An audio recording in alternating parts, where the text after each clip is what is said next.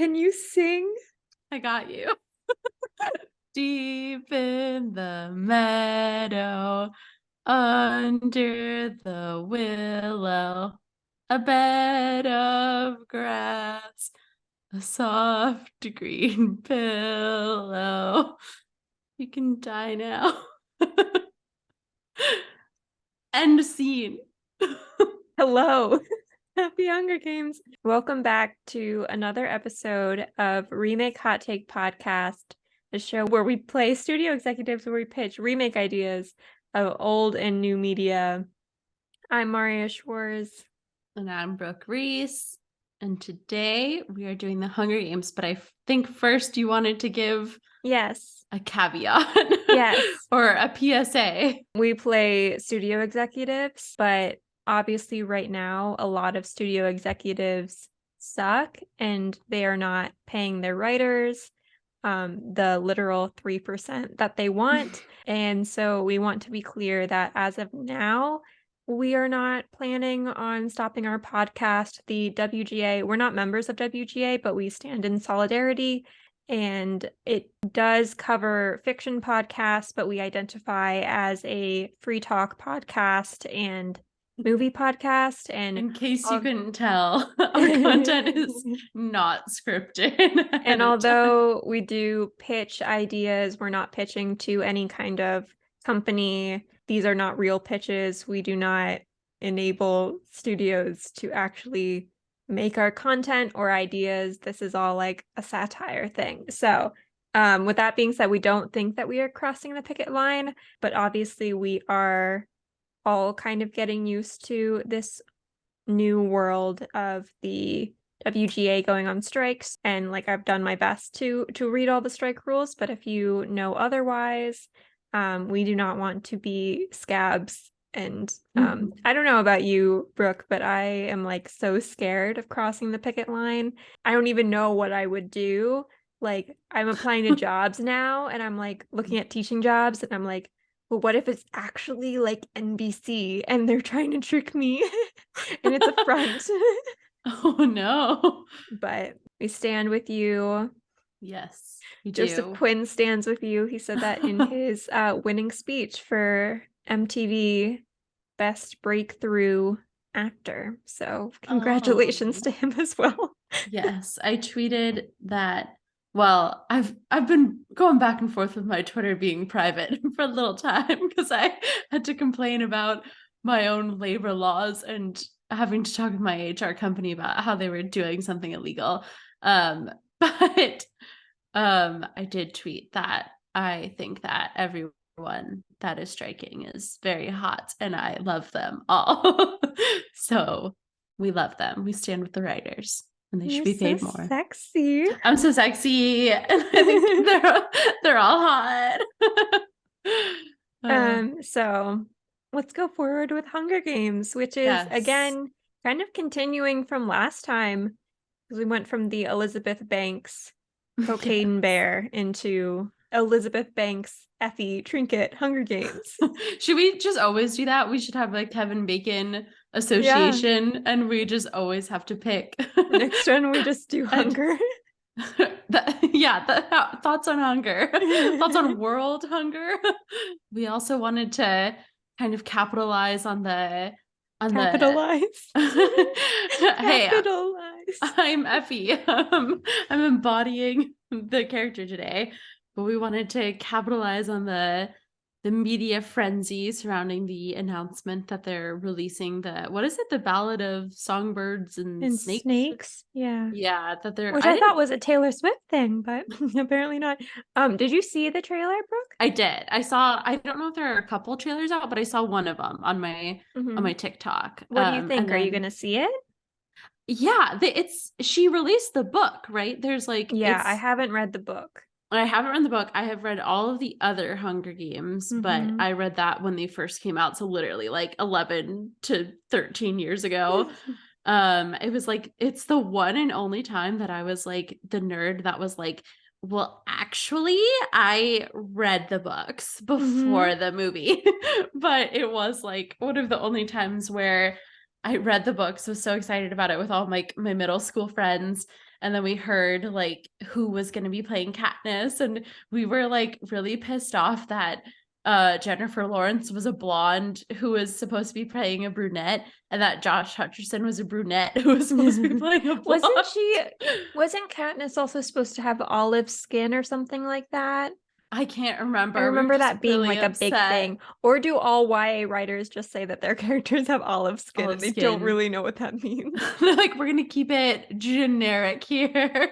You can apply that however you'd like. But yeah, I remember being like really upset about it. I was like, let me talk to the casting director over hair color. But I don't remember getting upset about that one. The one I did get upset about was Percy Jackson.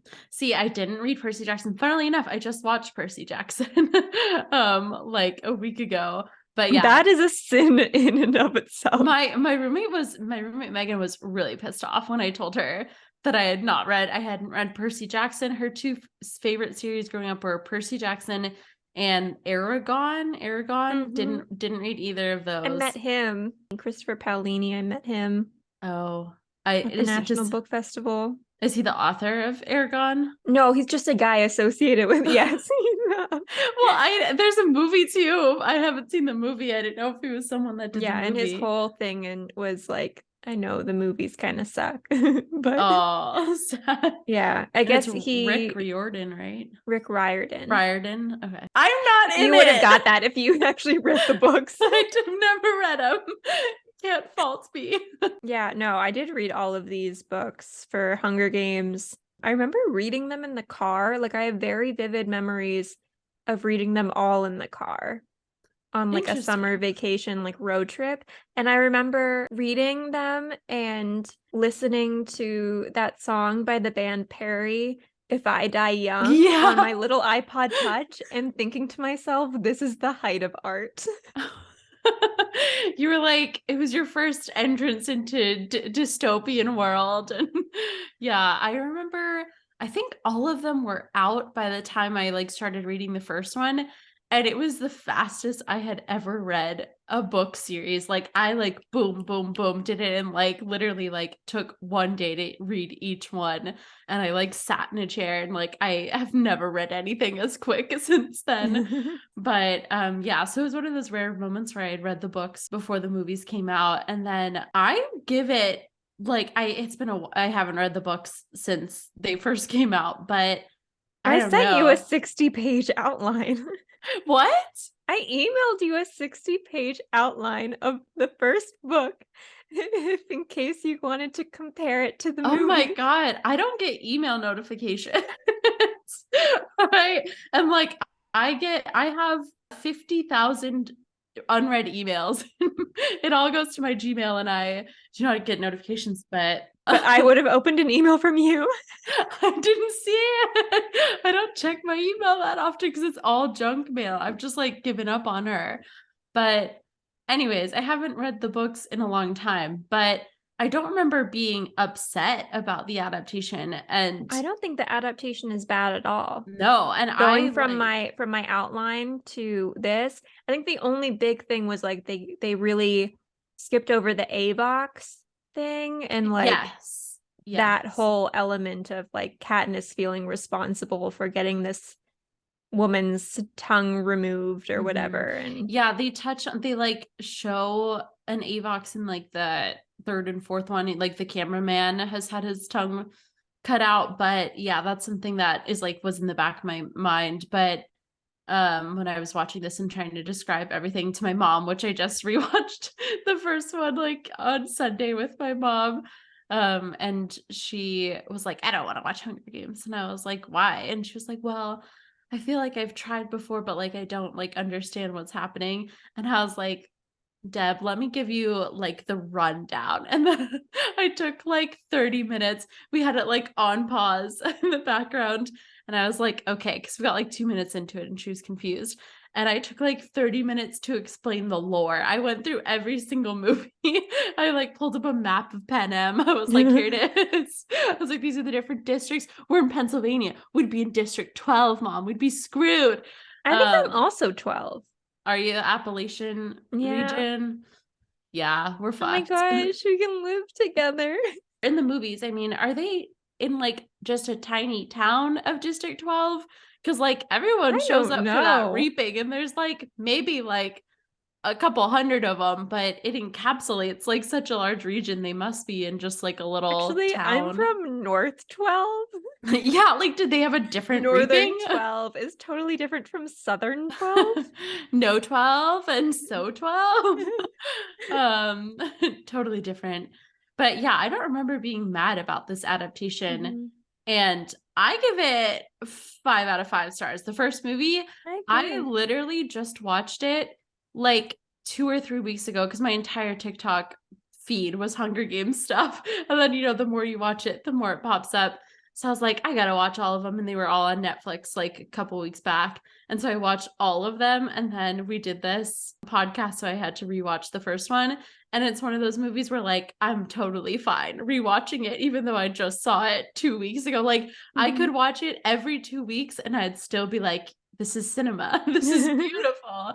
The other movies, not so much. I would say first one is by far my favorite. Mhm. Then second one after that, they kind of just like slowly lose out for me a little bit. Yeah, I remember the hype for this one. And I remember going to the grocery store and picking up a book of all the tributes, which I Oh, think is really? so weird that I have this book of all the people that like never really made it into the movie except on their little like projection of death.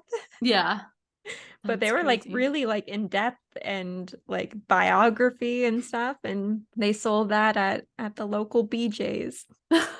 It's beautiful. Not dystopian at all. Mm-hmm. Well, yeah, so we're going to focus on our thoughts on the first movie in this Mm-hmm. one, but we can touch on other events or moments in the next book. But and then there are some debates too that I feel like we should Okay. dive into with like, are you Gale? Are you team Gale? Are you team Pita? I'm Team Pita. Yeah, no one's team Gale. Like I literally don't know who team Gale is, but they're out there and they're disturbed mentally. But we could touch on that We can later get into too. that more. So I did watch the trailer for Songbirds and Snakes, Yeah. and at the very end of the trailer, it says, "Text this number to enter the games." And I was like, did we forget what this whole point is? The whole point is we don't want to be in the games. Oh my gosh, I didn't notice Yeah, that. but I want to read it, and I'm excited to like live that life again. I remember little bits and pieces of going to the premiere of the first one. I think I Mhm. saw it maybe the day it released or something. The one I do really remember seeing is Catching Fire because that was a terrible experience. I went with my friends from high school Mhm. and we all got there. Like my dad dropped me off. Like it was, that was the age we were dealing with. My friend was like, then once we got to the theater, she was like, I want soup. And I was like, that really feels like a pre-movie thing that you should have taken care of. Seems But like you of should have worked course, that out beforehand. but of course we have to go to Panera and get her soup. So then we're like late for the movie. And Mhm. it wasn't like assigned seating. This was pre-reclining chairs at movie theaters. And so we get there and they're like, well, we want popcorn. And I was like, you just had soup. Like, I don't but so we're like, okay, we'll get the popcorn, you get the seats. And so we split up, me and my friend got the popcorn, and then we go back in, and our friends do not save us seats because they're like, it was already too full and we only saw two good seats. And they're like, that's what's called natural selection, survival of the fittest, Those honey. little bitches. So this Oh is why I'm my always god. surprised that you're friends with people from high school because I hated everyone I went to high school with. Oh And I my remember I watched the gosh. entire movie because there was only two seats left, and it was the second and third row all the way to the left. And I Mhm. gave the third row to my friend because I'm nice, and I watched the entire thing So you're all just the way to the left. It was awful. real at a real angle It was and real up so close and awful. personal. Oh Um, no, that's yeah. awful. No, not the high school friends that I'm still friends with would do that to me. There's a couple that might have, but oh man, the core Yeah. group would never. And then I remember for this movie though, the big thing was when they released the soundtrack early, Mhm. and it was like Safe and Sound by Taylor Swift. I don't know if you remember the hype, and everyone was like, Mm-mm. where in the movie is this gonna be? And I was like, why would they put in a Taylor Swift song like playing over the Hunger Games? Like it's Yeah. obviously not on, but everyone was like, it's Peeta and Katniss's cave scene. And I'm like, okay, if they're gonna put it anywhere, it's gonna be Rue's scene when she's dying because she Mhm. finally feels safe and sound. But anyway, I also reread the whole book last semester for my YA class, and as soon as I read the Hunger Games, everything like started coming up. Like I started seeing other articles for Hunger Games. I came back to my apartment and these people were like collecting berries from the tree outside in DC. And I was like, oh, maybe they're onto something, even though they like saw me and they like ran away. And I was like, maybe I should try the berries. And I was like, no, that's what got Fox face. Yeah, you're like, I need to be smarter. But yeah, so those were what I was thinking. So first of all, I love Peeta so much. I love When Peeta. he's great. He's beautiful. I love him. And I don't know. Like I think like the last time that I watched this, we were trying to like decipher. I think it's more clear in the books, but like Katniss repressing her feelings for Peeta. Mhm. And I was trying to explain the love triangle to my mom. And she was not grasping why she would love Gale. And I was like, right, it doesn't make any sense.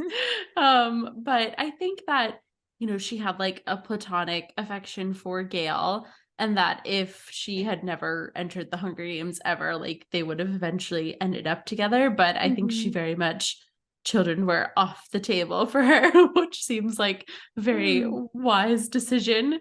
And it I seemed actually have a like, different reading. oh, do you? I Of think what she part? had like in the book she had a really big crush on Gale. See, I haven't read the books in a long Because time, but there's all these things where she's like, a lot of people in the town think that Gale's really cute, and it shouldn't make me feel bad, but it does. okay. I feel like then maybe that's one critique is I feel like it's not super expanded upon in the movie then. He's more acts like her brother. He does. It's very much like a we're best friends. We do all these activities together, and it's more of like it feels of more like a trauma bond, which Hmm. it is, but it's like you are going to take care of my family, and That's I she think can count on him. it's hard because since the book is a first person narrator and it's Mm. so internal from Katniss's perspective that I think we miss a lot of those details, and instead we just like the only thing we really get is like flashback of daddy dying and mom, you can't wake up, look at Prim. She's dying. Yeah. And that's all we really get. Yeah, it definitely has to Imagine we be break away and it's like they have like a pink tint and it's like a love scene with Gale and then like she a little wakes heart up. appears And that's on the that screen. symbolizes it. Yeah, so I think it didn't do as good of a job. And then what I was like debating with my friends, not having reread the books in quite some time, when I watched this a couple weeks back, was like, at what point do you think she falls in love with Peeta? Or Mm. like, do you think she ever is fully in love with him? And I argue like for sure she is. And some people were saying they didn't think it was until again, just off movies alone, they didn't think it was until kind of when like Finnick says he realizes that Katniss is in love with Peeta in the second movie, That's what I think. when Peeta gets hit by like the dome wall or whatever and gets electrocuted. Um, I don't know. I was arguing for much earlier in the Mm. cave scene. At like the moment that she hears the announcement that two victors can win, and she obviously is like not someone that's purposely trying to hurt anyone that's not hurting her. Like she's not out here like actively trying to kill people. So she wants Peeta to be safe. I would argue for the cave scene, but I don't know. Thoughts on that? I actually think that they are more platonic friends there. Okay. And because then I think she gets back on the train and she starts thinking about, like, oh God, what is Gale gonna think about all of this? Mm-hmm. And so I think it's not until Catching Fire, and maybe it's like solidified when she's separated from Peeta when she makes it out of the arena and he doesn't, Mm-hmm. is when I think, because distance Okay, so makes the even heart grow longer. fonder. Okay, so even further then, it's when Because I think he's kidnapped by the I think it's Capitol. also really confusing for her. So I think Yeah. it's hard watching when it's like Jennifer Lawrence and Josh Hutcherson. Oh my God, missed the Josh Hutcherson supremacy like moment. I know. My mom was like, what's that kid in? And I was like, Mom, he was in every pivotal movie of my childhood. Brendan And he was Fraser. like, yep. And she was like, where is he now? And I was like, I don't know.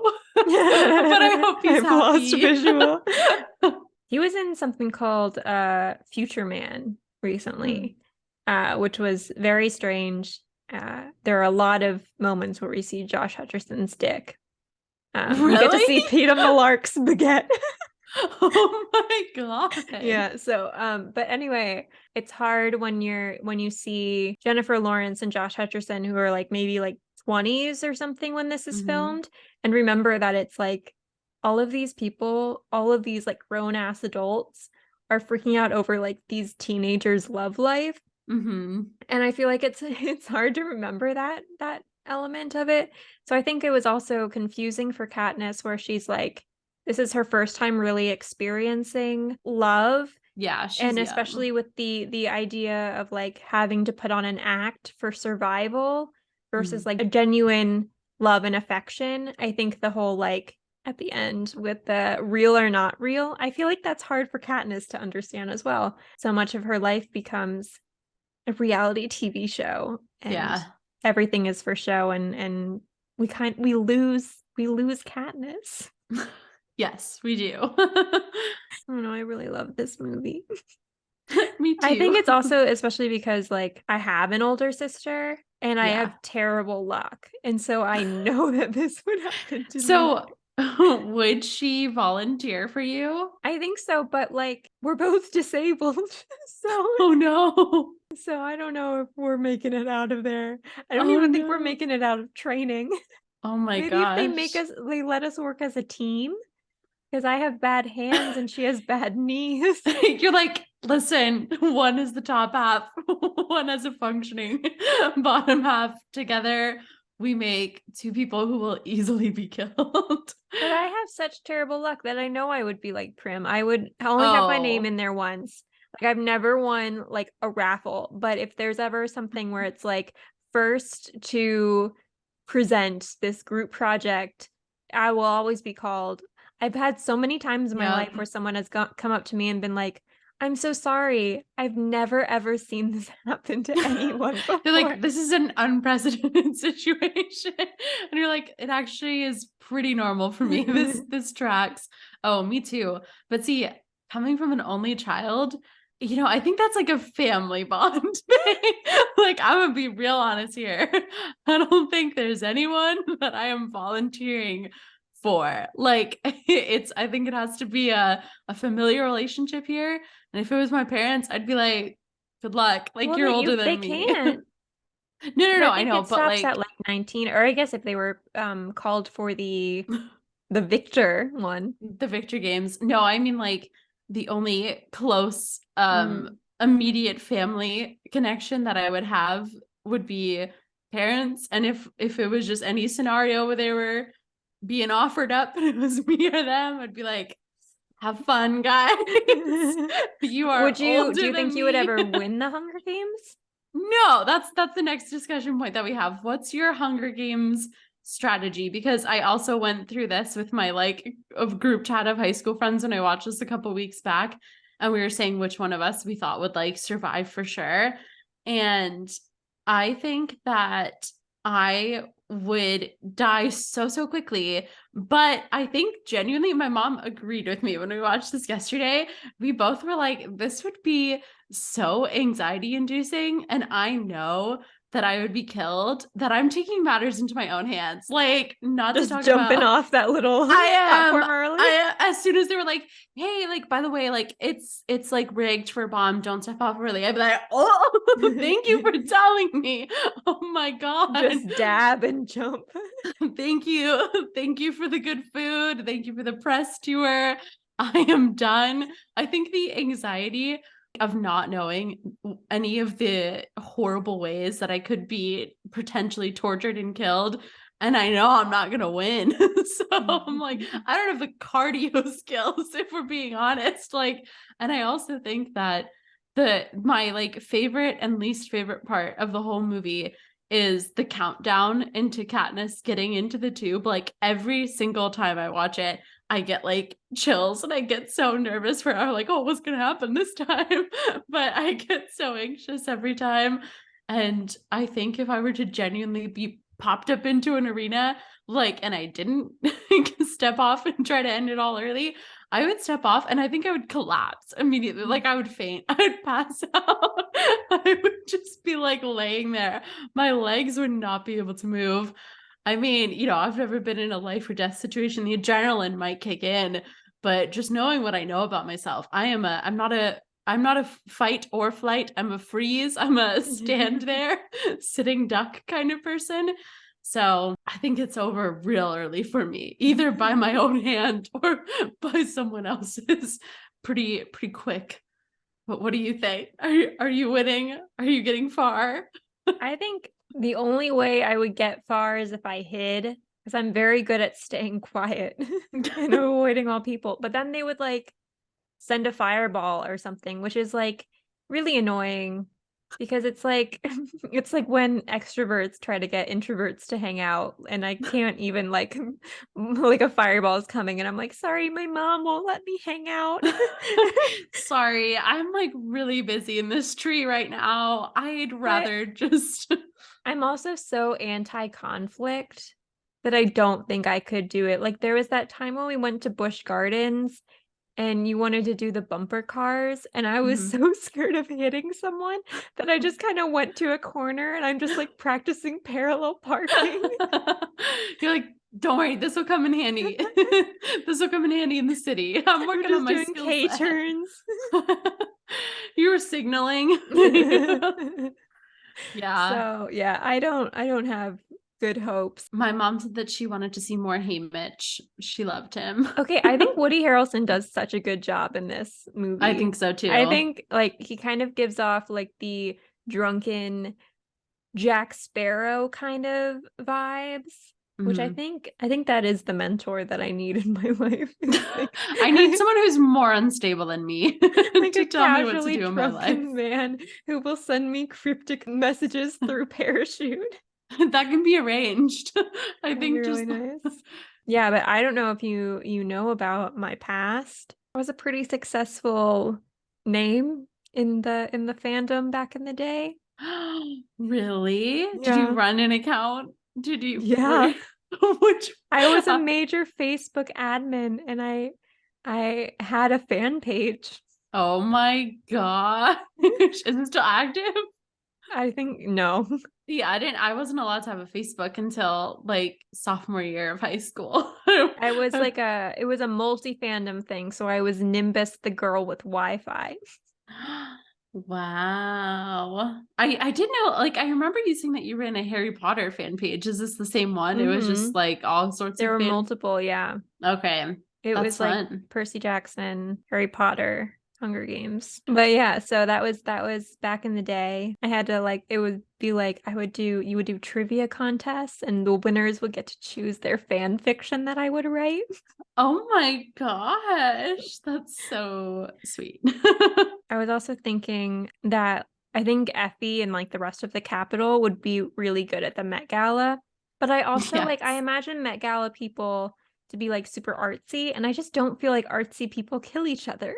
Oh, you know what's funny is that the day before I watched this, I watched Gladiator because I think they're also coming out with the Gladiator 2. And with Joseph Quinn, Pedro Pascal. Oh, is that what it is? Yeah. Yes. You sent me the Instagram thing. And then I saw on TikTok like people were talking about it too. Trio. And have you seen Gladiator? I have not, but I will. It's a masterpiece. It's literally like an actual masterpiece, not just like I'm a fan of this. I love it. It's really good.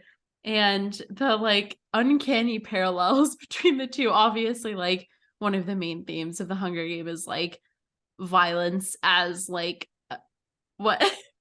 There's violence in it? There is. Oh, wow. I don't know how far you got into the movie. It's a central theme.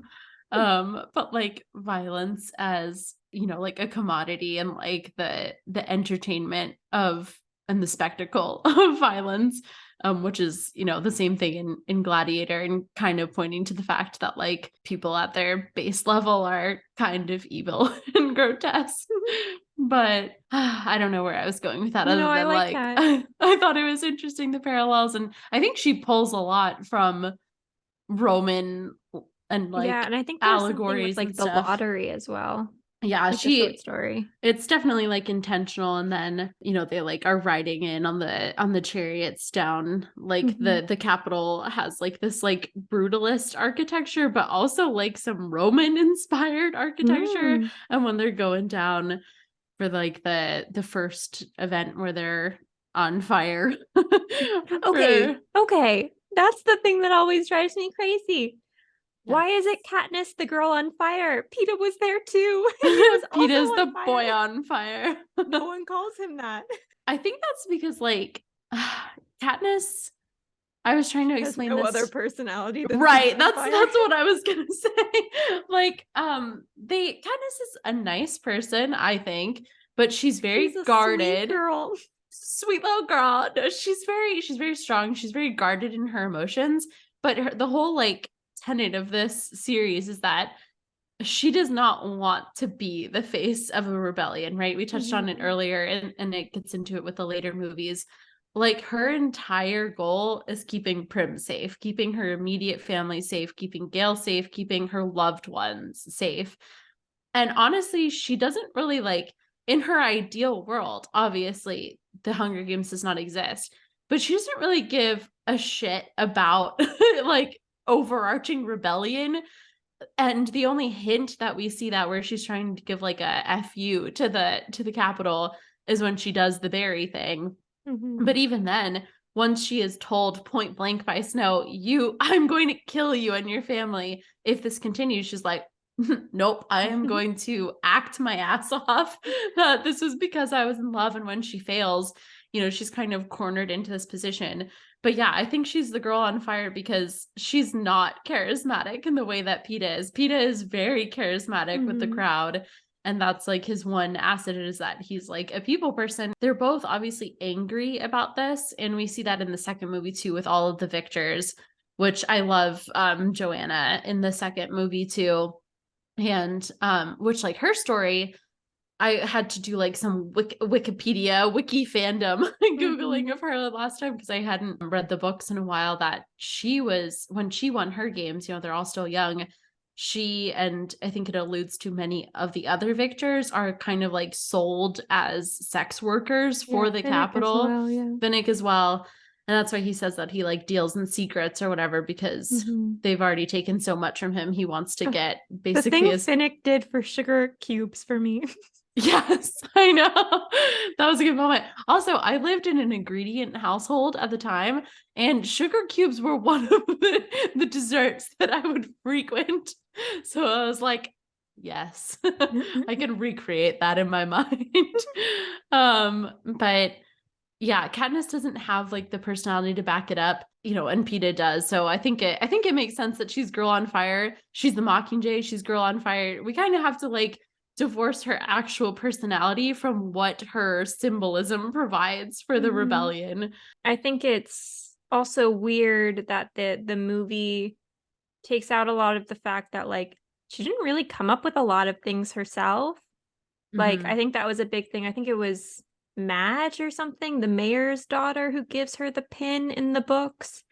And that was a big like element, but in this time she's like shopping. Go for a little pick me up on little farmer's Day. market. But so like even treat. That wasn't really her choice. Also, like Prim is like, take this Mockingjay pin to protect you. And I'm like, Prim, did it do a good job for you? I was like, this is cursed. Like, I would have been like, oh, like I delve into superstitions. I would have been throwing that away immediately. And I also remember when I watched this movie originally being really unsettled by the shaky cam, but I didn't really mind it this time. I felt like the whole movie was very cinematic, very like close up, very kind of documentary like. Yeah, I think this style of filming has become a lot more popular. The shaky cam was probably something that people weren't as used to, like when they first screened The Blair Witch Project. yeah, that when they did first I name a horror movie? You did. We talked about it in our one class for low budget. I love whenever you explain something, you call it one class as if we've only taken one. Our one class friend, together. Remember that one friend we had? Well, I think we only took one class together, right? No, we took ballroom. Oh, okay. Well, the one class where we were talking about Blair Witch Project and ballroom. Yeah, we recreated the head chopping off scene. But yeah, I think when like Blair Witch Project came out, people said that they were like throwing up in the movie theater from how like shaky it was. But I think that style's become a lot more popular. But yeah, I was reading like through some Letterboxd reviews, and someone was like, "Great movie, camera work is horrible," but I like it. I never had a problem with it. And I think people on TikTok were saying like in the second movie, there's actually like a transition from like widescreen to full screen when she goes up into the tube into the arena the second time, and it like is the camera's like going around and around her like because she's preparing to dive in. But yeah, I love it. I thought the actors did a great job, honestly, kind of with the exception of Liam Hemsworth. I think that's maybe why I was feeling like, not having read the books in a while, feeling that there isn't that much romantic chemistry between her and Gale. I think it was also like, even in the book, I think he had to pay the peacekeepers to like say goodbye to her or something. And like, so you could see like kind of the sacrifice here. They just like, go on in. I know. Friends and family discount. Yeah. And anyone can come and talk. I did miss that scene in the book that I think Pita's dad comes to see Katniss. Oh, really? Yeah, and like gives her treats and stuff. Like some bread. Yeah, I think I don't remember what he gives her, like donuts or something. And is it like a cake that says like sorry, like my condolences? I think he's like, just sorry like, for try your best to keep my son safe or something. Is something like that. Yeah, because then there's all the background of like Pita's dad and her mom were in love, but really? But then Katniss's mom fell in love with her dad because he was a really good singer and he could get like the Mockingjays to sing. Oh my god, this is like a whole thing in the book. I gotta reread that. Jeez. I sent you a 60-page outline. I gotta look at my email. Apparently, when I was rereading it, it was baffling like how much time happens before they actually get into the games, and I think they did a really good job of like keeping that the same in the movie. It's like kind of halfway where they actually get into the arena. Whenever I think of Hunger Games, I think of them right into the arena. But so much of it is like the psychological buildup. Yeah. And then I love when she gets the little backpack and we get to do a little unboxing ASMR. Yeah, she's like, totally the ASMR movie. Hi guys. So imagine being vegan in this competition though. Honestly, you'd probably fare well. It's like berries, berries and bark. I think maybe stay away from all berries. There may be some berries. I think like someone else on TikTok said like, oh, these berries. Because remember like Foxface. Also, quick point out, they scored Rue higher than they scored Foxface, which is like, my girl Foxface deserved better. Yeah, they didn't expect anything out of her. Which I think would make me fight harder. I know. I'd be so pissed. I'd be like, oh, you're going to score the 12-year-old? That's like, but like also how do you, because I think Rue's whole thing, which they don't really show in the movie, is that she's super agile and she can like jump from tree to tree. Okay. Foxface's thing is like running and no one's seeing her. So no, like, how do you show that? No, but her thing when they're in the training like arena, her thing is identifying plants and vegetables that can be eaten. And that's her one skill. Thank you for your consideration. That they show. And then she dies because she could not identify. But someone on, I think it was either Twitter or TikTok, was saying like, yeah, this is actually like an important plot point because they're saying that the Nightlock berries, which wiki page confirms that Nightlock is only native to districts 12 and 13. So it was a berry that she had never had the chance or to know about or identify. and Peeta was the one that grabbed it, and so I she think it just would have been assumed. funny. It's like Peta's first time without adult supervision. And he's like, okay, you hunt, I'll go gather some stuff. And then he Yeah. just dies. I love like we're not confined to traditional gender I roles here in their know. relationship. I'm like, Peeta is a little softy. He's like the charismatic, kind, caring, innocent one. And that's like actually my favorite joke from the I'll take the movie. bow. I'll take the bow. I was like, that's brilliant. That's something I would say. That's why he's not the boy on fire, because he's the boy with comedic timing. He's the boy with comedic timing, and he is Katniss's bitch, is honestly. I also wanted to note that I think Kato and Clove, I think they could have won. I think they like just were stupid. Yeah. It's about working smarter, not harder. Like, why are they throwing knives and shit up a tree? Like, how do we get someone out of a tree? You burn the tree down. Like, why didn't they burn Yeah. Katniss's tree down? Why are they like, uh-oh, out of our control? Yeah. Then they're like, okay, let's make a fire next to the tree instead. Mhm.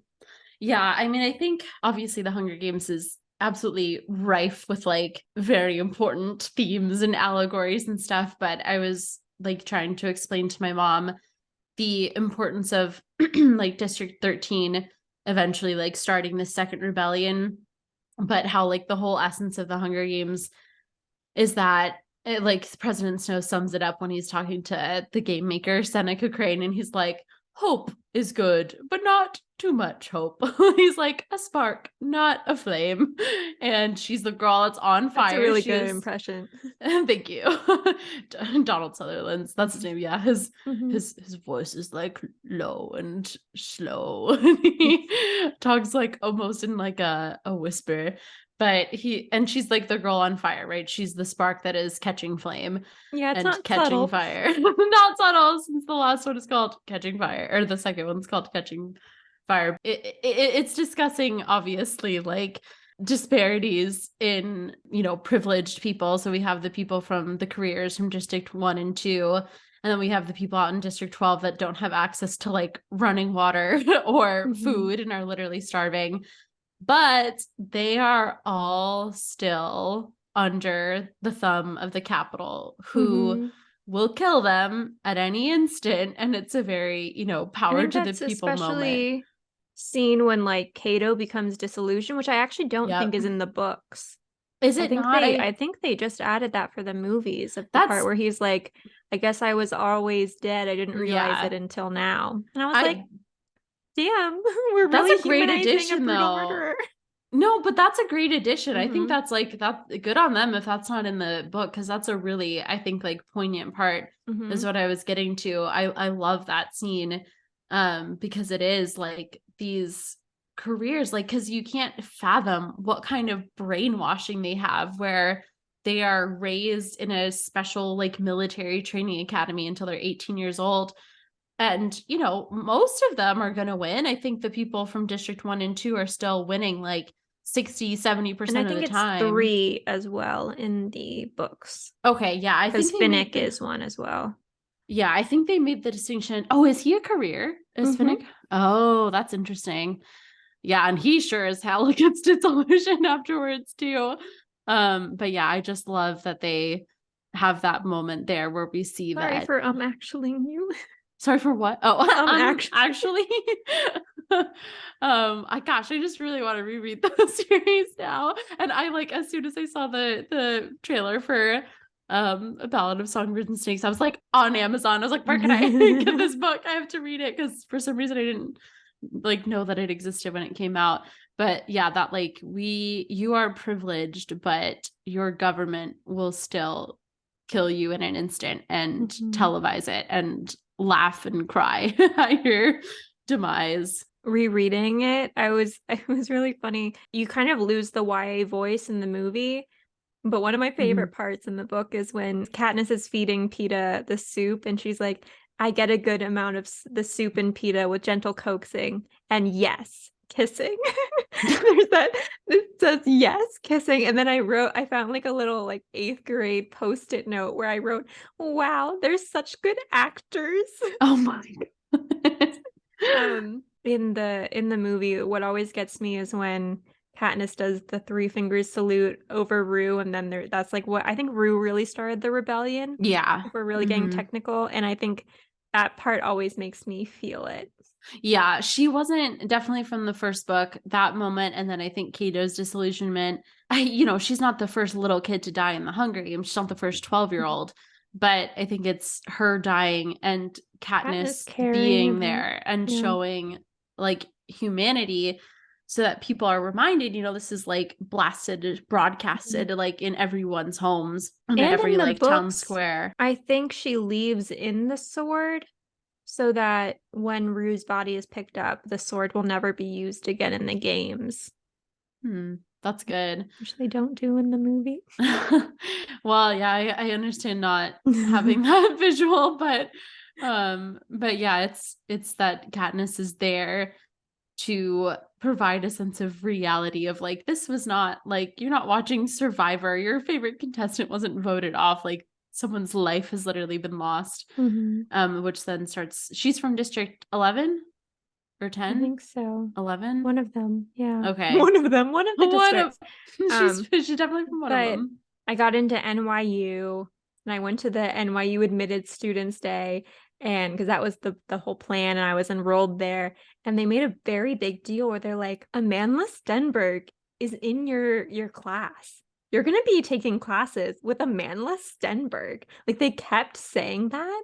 And then she didn't go. Is that the actress for Rue? Yeah, and then she didn't go. I remember she backed out. At every little meeting, they're like, can you believe Amandla Stenberg is in your class? That was such a big blow for them.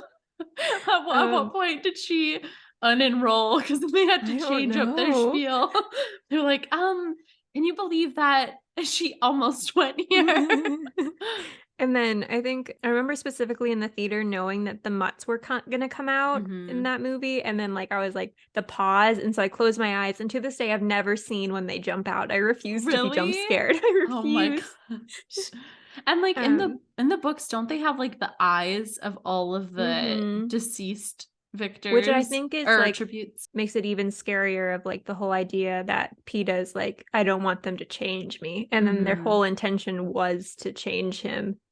Into, and it was like also wondering like, where did the eyes come from? And like, are they the real eyes, or are they just programmed? I also really like the part where Katniss hits Cato in the hand with the arrow. I think in the books Peeta draws an X in the blood, so Katniss like never comes up with her own plan except for the berries. But I love the idea, like, what if the arrow went through Cato and killed Peeta at the same time? 2 birds, 1 stone. She'd feel real bad.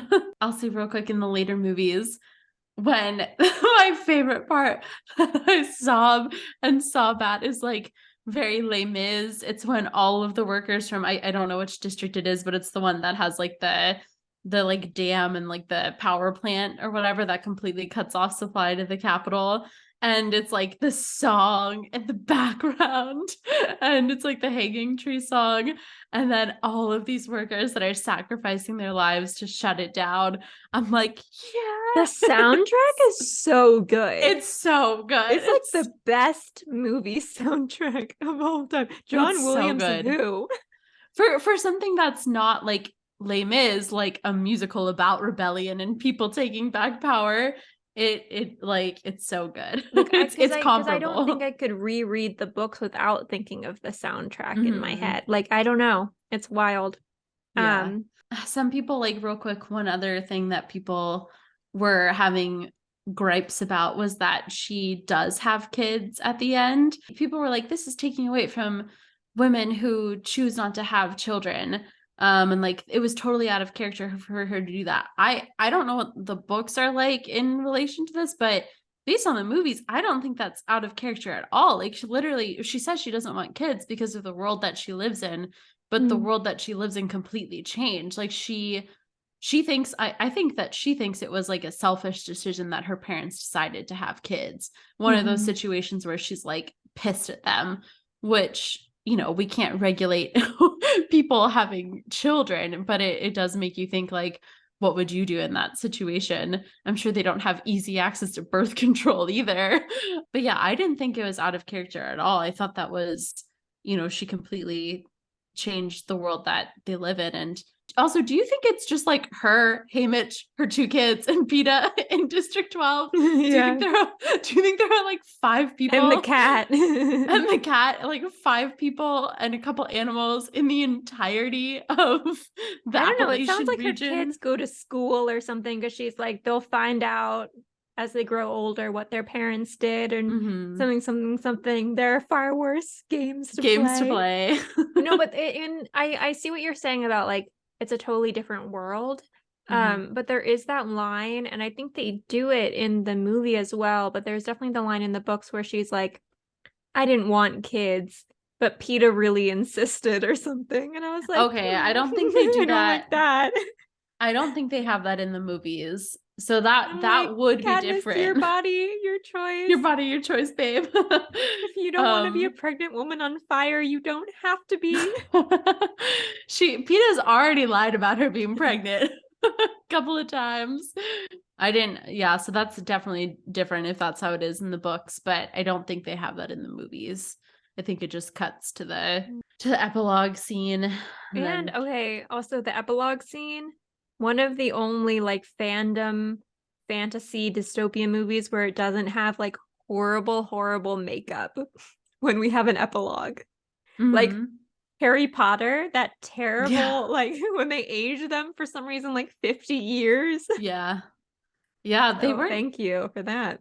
Peeta's like at a distance in that we don't even get to see him up close. But yeah, she just looks normal. Has a little baby. Okay, you wanted to do Who's Your Daddy stats? So Liam Hemsworth obviously followed his brothers Chris and Luke Hemsworth into acting. His first place to stay in LA was actually at like Chris's manager's house, so that's how they got those connections.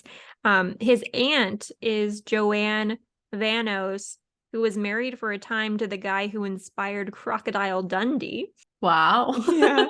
And then Lenny Kravitz is the only child of NBC television news producer Cy Kravitz and actress Roxy Roker, who was famous for The Jeffersons.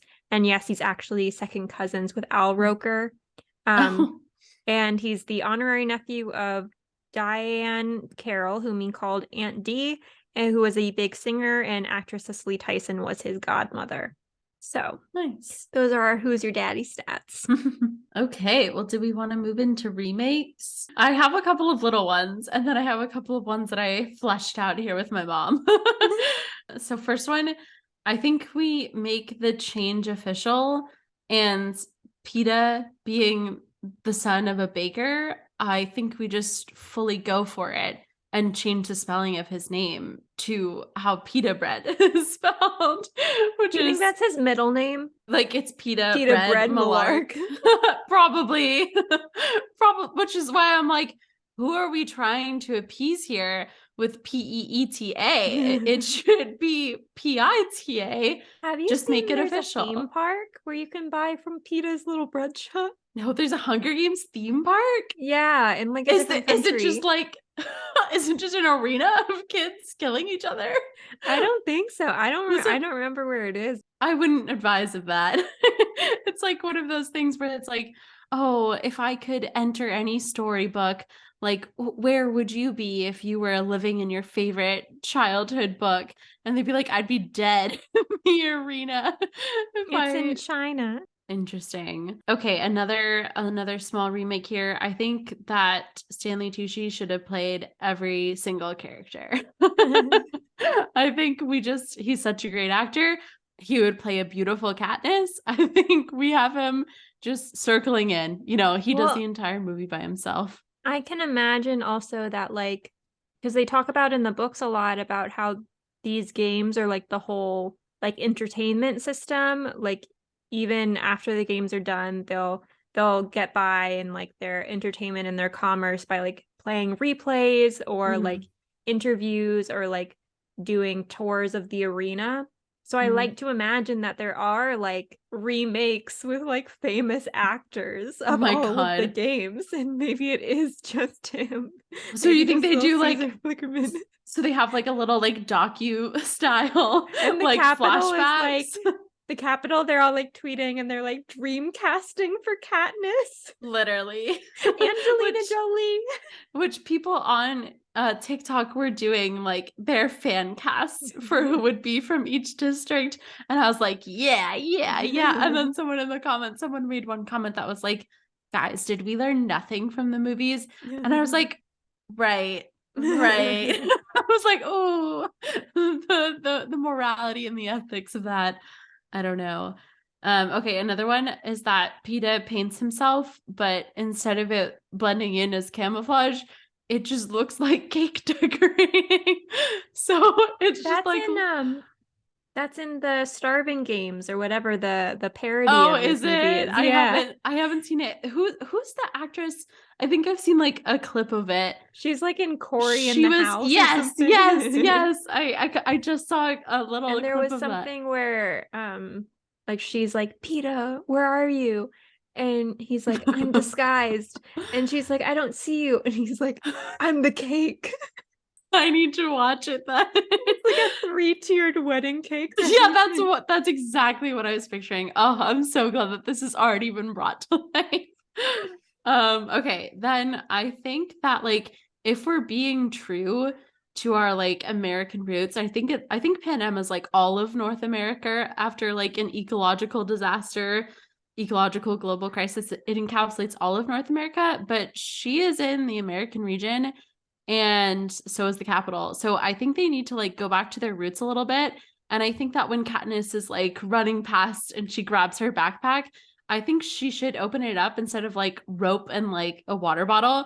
I think she should pull out like a fully automatic assault rifle and just make like light work of it. Like it is over in an instant.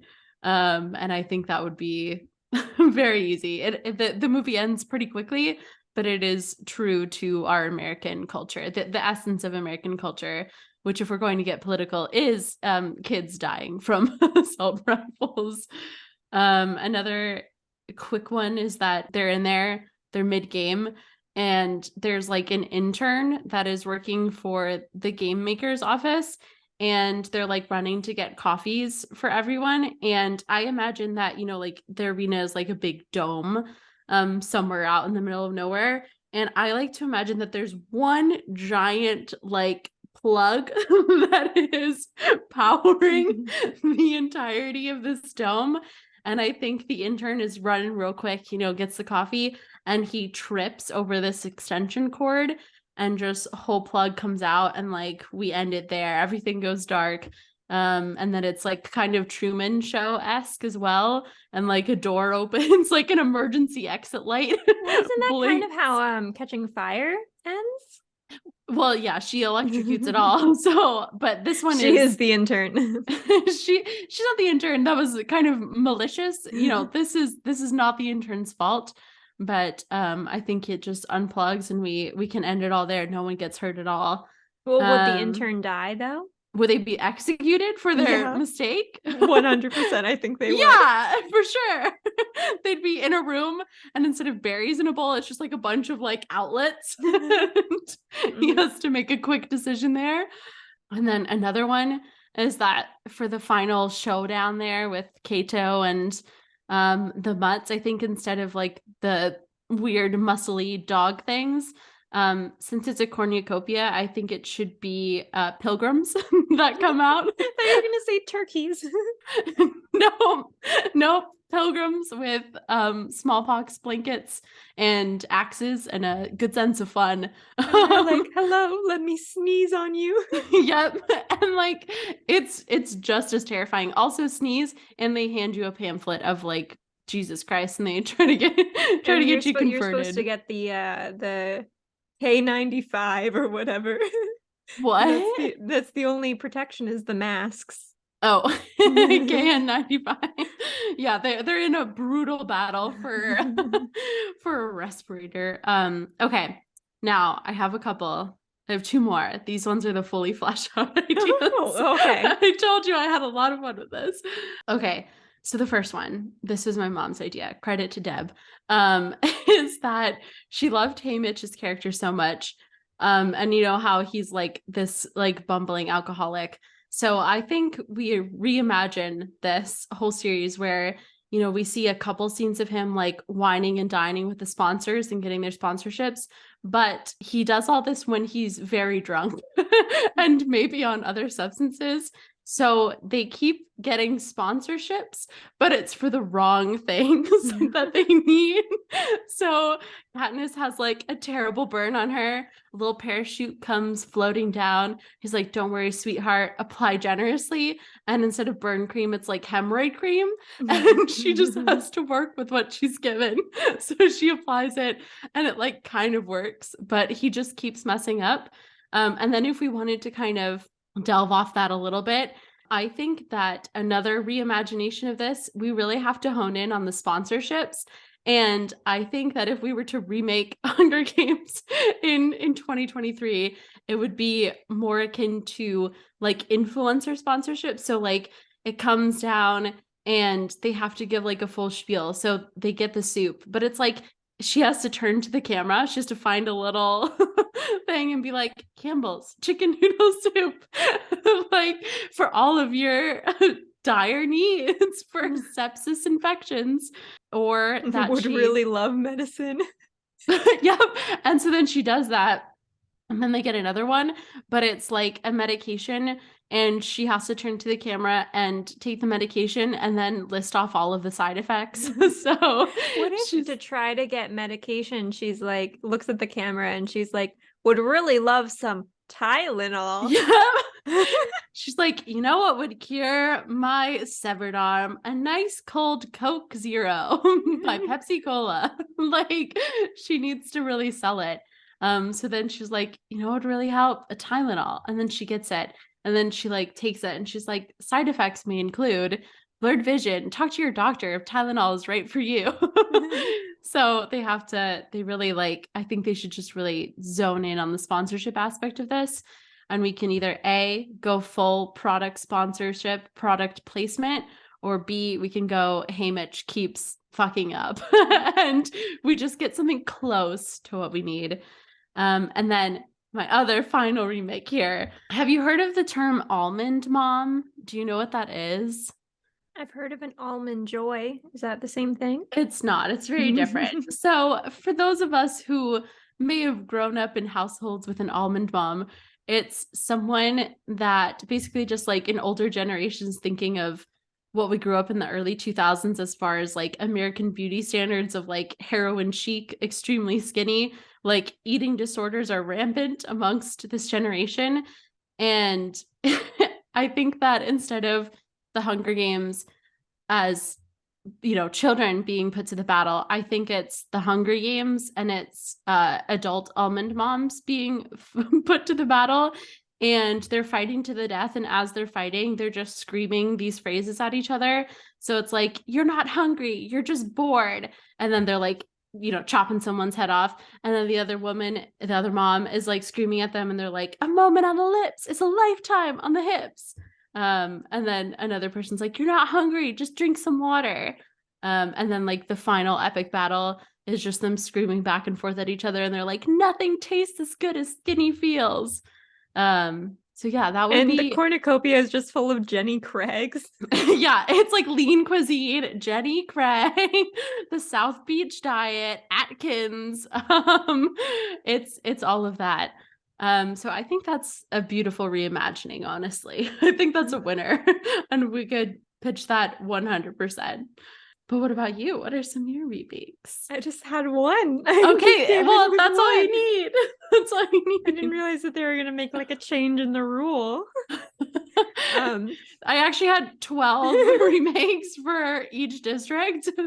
My only thought was that it should be like more of a reality TV show, and it should be more of like a mockumentary feel, because I feel like what I said at the beginning of we're missing a lot of Katniss's thoughts. And so if it's more like mockumentary style, where like she's like, "Okay, so right now I'm stuck in a tree and they're throwing these fucking little knives at me. Yeah. And So bitches. so they have the action sequence, and then you're saying that all of them should have the Yeah. interviews midway. They get pulled away every night to do little interviews on the team. Every time they kill someone, then they're like, "Oh, wait, come over here. Okay, we got the close up, frame the shot," and they're like, "All right, so walk us through what just happened." They go through it. That would be good. I think it would be, and to like match the kind of the vibe of like a playful reality TV show, I would also rename it the Hanger Games. The Hangry Games. Like, yeah, so they're just like, they're hangry. Yeah, I love it. And the only ads would be for Snickers. You're not you when you're hungry. That's beautiful. Yeah. I want to have this real moment where Katniss is fighting everyone. She just took down Marble, and then we just get like cut to an interview of Pita where he's like, "No one's noticed. I'm still a rock." Day 22 of blending in with my environment. I am slowly dying of infection, but have gone undetected so far. I love it. Yeah, I like that idea. But yeah, that's all I got. I like it. Pita could be like, the other rocks are actually like really bitchy. Like it's hard being in this river ecosystem. I'm not making friends. I don't get the praise that I deserve. I'm not here to make friends though. I'm not making friends, but I'm also not here to make friends. And the fish that pooped on my face is gonna hear back from me shortly. And then you can also, like, in that cave scene when Katniss comes back and Peta's rubbing the ointment on her Simba. blood. That's what I think of every time. And he's like, "She looks so hot." I think what's missing from that moment is their internal thoughts. Yeah, we need more direct to the camera. I want them to walk me through what it's like. I like that. Brooke, what have you been watching lately? Okay, so after I watched Sky High, I watched Ever After with Drew Barrymore. So have you seen Ever After? Mm-hmm. It was like, for me, it was right before what I would consider like peak childhood movies for me. I think it came out in 1998 when we were born. They played it. Wait, are you 97? Yeah. Okay. I think they played it on ABC Family like quite a bit. I had only ever seen it once before, so I did a rewatch. It's amazing.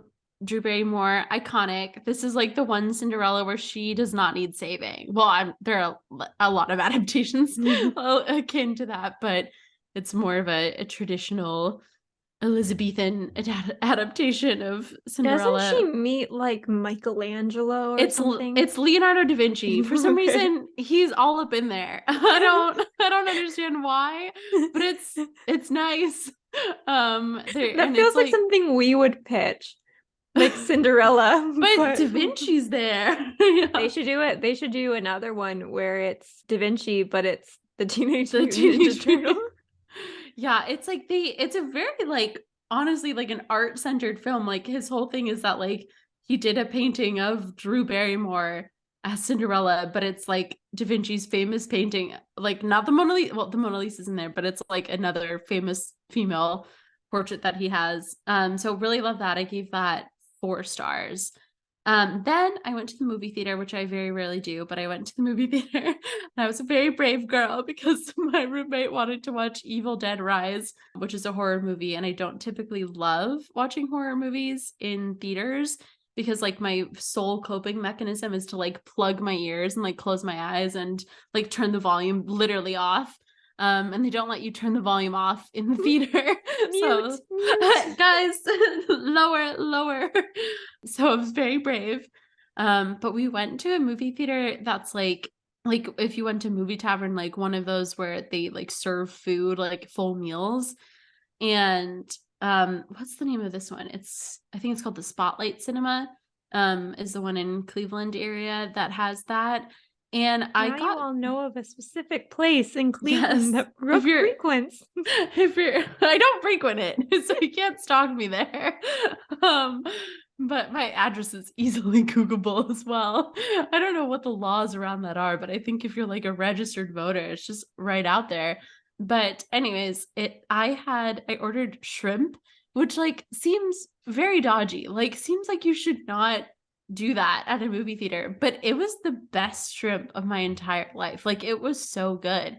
It was like crispy. I think it wasn't quite shrimp tempura, but it was like akin to that. And it had like yum yum sauce on it, and it was so good. They just called it crispy shrimp. It was amazing. I had that and popcorn. I had like enough sodium to last a lifetime, but it was Well, really then good. it would make more sense for you to have popcorn shrimp, which I guess you did. I didn't even think about that. I literally did. I had popcorn and shrimp, but it wasn't popcorn shrimp that the shrimp was. It was something else, but yeah, essentially. And the movie was good. It was very gory, very grotesque. I think I would definitely watch it again. It wasn't my favorite horror. I think they lacked a little bit in like the characters that they had. And were focusing more on like the flashiness and the honestly campiness of the gore. Did you But feel the need to bring down the volume at all, or was it like bearable? like the jump scares were okay. There were a couple of moments where I would have been clicking down had I been in the comfort of my own home, but it was honestly not too bad. I didn't have nightmares afterwards. Then I watched Rees to Witch Mountain, which I tweeted, and no one liked my tweet. I tweeted that the way that I distinguish the end of my childhood and the beginning of my adolescence and my teenage years is by watching Dwayne the Rock Johnson movies where he has hair still, and then the transition into the no hair Dwayne the Rock Johnson movies. And Race to Witch Mountain is a hair the Rock hair movie, which I didn't love as much. I didn't think it was honestly that good. I still gave it 3 stars. Then I watched The Princess Diaries, classic, love it, 4 stars. Then I watched Percy Jackson and the Olympians, The Lightning Thief, which we touched on earlier. I've never read the books. I don't think I've seen the second movie either, but Good. it was okay. Yeah, the first one was okay. Are you excited for the series? Yeah. You and Maggie were really excited for it and kept sending links in the group chat to what is died out. To what is it? Riordan? Mm-hmm. Rick Riordan. He was very excited about the opportunity, and I was happy for you guys, but wasn't personally invested in it. And then I watched Gladiator. I didn't finish it because I had to pack, but I watched Gladiator. And then I thought that was a continuation of the Percy Jackson discussion. No, I thought it was like you guys were really excited, and I wasn't. But then I watched Gladiator. Then I got reinvested in Percy. No. After I watched Percy Jackson, then I watched Gladiator, cinematic masterpiece. I didn't finish watching it. I'm like halfway through, but so good. I watched that like ever since I was 5 years old with my dad. Then my mom and I watched Hunger Games, and then we just started the Queen Charlotte Bridgerton adjacent series, which I think we're on episode 3 or 4 now. And that's really good too. I like that. That's it. What have you been watching? So I've been trying to limit my use of streaming services, because I'm just like a little bit better. Okay. So I've mainly been just watching DVDs Nice. that my dad has, or from the library. Is this specific to the writer's strike you've trying to limit? Yeah, I don't like streaming services anymore. I'm with them. That's true. I guess I should have been more conscious of that. Well, they haven't made anything that like we're supposed to be protesting against streaming, because like their content is still technically on there, but I just haven't really been watching anything. I haven't canceled anything. If they do say something like we're gonna stop all the streaming services, they want everyone to do it all at once so that they see a big hit instead of like a bunch of people kind of trickling. Yeah. So I'm just like not really engaging on them. But before the writer's strike, I did watch Ghosted, the Apple TV movie with Chris Evans and Ana de Armas. That one. It was awful. Okay. It looked bad from It was terrible. Like really impressive to make Chris Evans unlikable, but they did a really good job. You were like, it was actually masterful in how much They I had a hated better it. love story in Knives Out, honestly. No, that's Because awful. basically the whole thing was like, She's a spy or something. yeah, and Chris Evans is a farmer. And A good it old only makes boy. sense if this was an ad for like the farmers only dating app. But basically, she's like, I need someone in my life who isn't clingy. And he's like, I'm that, even though he isn't. And then he like spends one date with her and he's like, why isn't she texting me? I've texted her like 20 times. Well, actually only 10 because emojis don't count. And then for some reason he's air tagged everything in his life, and somehow he air tagged his inhaler, which she has. Mm. And so he goes, he travels abroad for the first time ever in his life to find her and surprise her, even though she's made it known that she wants boundaries and Mhm. doesn't want to move quickly. And so after one date, he goes and then he gets captured in this little spy thing, and it's awful. And then I also watched Tick Tick Boom, which has become a personality trait for me at this point. Really? Yeah, I'm like, should I write a Broadway musical? Like, I I don't can give know. it a try. I don't know. I'm like, oh my God, I'm turning 30 so at some point. So this is this is my life. But yeah, I really enjoyed it. And then Judith Light, I think we've talked about before for the Who's Your Daddy. She's the daughter of a model. Vanessa Hudgens, I just found it really interesting that she is living in the Little DeMille house, which director Cecil B. DeMille built for his mistress. And Vanessa Hudgens moved in after Gary Oldman left. He was the previous owner, and I just think that's Oh. fascinating. I just love houses. And I did watch Love and Death as well, or at least I started Love and Death on HBO, which is it was fine. Like when I decided to not do streaming services, I still hadn't finished this, and honestly, I'm okay with it. It just like is not super exciting. It's true crime, but we're not getting to the true crime yet, and so it's just kind of boring. And I think the more interesting thing is like the making of it, because I don't know if you know all of the drama, but Candy on Hulu is about the same exact story, and that came out like last year or something. And so Mhm. everyone's pissed off because they're like, why are they already making a remake of this? But really, it was like HBO bought the rights to this story, but Mhm. because it's just like a news story, even though they bought like the memoir version of it, they don't actually own the story itself. So, Oh. so Hulu had already done it, but Hulu was apparently, quicker on the uptake, I guess. but no, HBO had started filming first. Mhm. And so, but they were last to get it out. So it's like that story between like A Bug's Life and Ants. Yeah.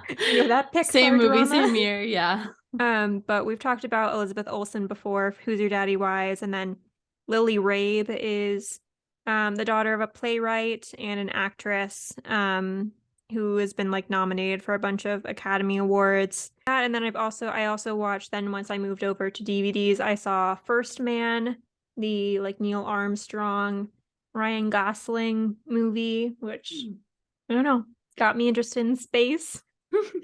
That was fun. Love the part where Neil Armstrong leaves his wife to go be a jazz musician. Wasn't expecting it. It's by the same director as La La Land for context. Loves jazz. Well, he does play the piano in this as well, though. Does he? Yeah, they had to get it in. They're like he learned for La La Land, got to make it useful. Think And it's then I on his saw Soul resume. Survivors, which has a 4% rating on Rotten Tomatoes, and for some reason my dad owned this movie. My gosh. And it's like a teen movie about this girl whose boyfriend dies in a car accident, and then all of these Satanists really want her as like, Why? yeah, they start following her in her college, and then there's like a hot priest who tries to save her.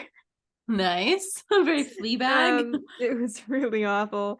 And It has Casey Affleck. A lot of his early roles was because his mom was close friends with a Cambridge area casting director. So he was in a bunch of like stuff as like young Robert F. Kennedy and like a mini series and stuff. And then obviously Ben Affleck and Matt Damon gave him some help too, but also like there's a lot of sexual assault there. With Casey Affleck, not with like Ben Affleck and Matt Damon to Casey Affleck, okay. just Casey Affleck. Like he's the perpetrator, or he is? Yeah. Oh, There's a okay. I lot don't of know much stuff about about it, him. like especially when he won the Oscar. It was a big thing because Brie Larson was presenting and she refused to clap for him when she announced it. Yeah, it was a big thing. And then Luke Wilson is in this, who I think we've maybe talked about this on the show before, but he is the brother of Owen Wilson. And his dad was Robert Andrew Wilson, an advertising and television executive. And then I watched So I Married an Axe Murderer, which is another one my dad owned. You're really digging deep here into the catalog. It was weird. It's like one of those like Mike Myers movies that's just like kind of not my thing. It was fine. It's not my type of movie. But it does have Amanda Plummer, which is important because she plays Wiress in Catching really? Fire, which I didn't realize that was Christopher Plummer's daughter. I was gonna ask if it was, because Yeah, not that a very lady common just does last name. TikTok. That's TikTok, the daughter TikTok. of the captain No, in she Sound has of Music. She has some lines before that. Wires and Beatty, but yeah. All right. Well, where can they find you, Marriya, and where can they find the pod? They can find me at the Spotlight Theater in Cleveland, Ohio. They can find me at Marriyaschwarz on TikTok, Twitter, Instagram, YouTube. I posted a YouTube video. Oh, nice. Letterboxd. Yeah, and they can find the podcast at Remake Hot Take on YouTube, Twitter, TikTok, Instagram, Letterboxd. Where can they find you, Brooke? They can find me at blrees on Instagram. They currently can't find me on Twitter because I'm private. And I don't know how much longer I will be. And I don't know what I am on. I'm like blrees on Letterboxd. I think that's it. Yay.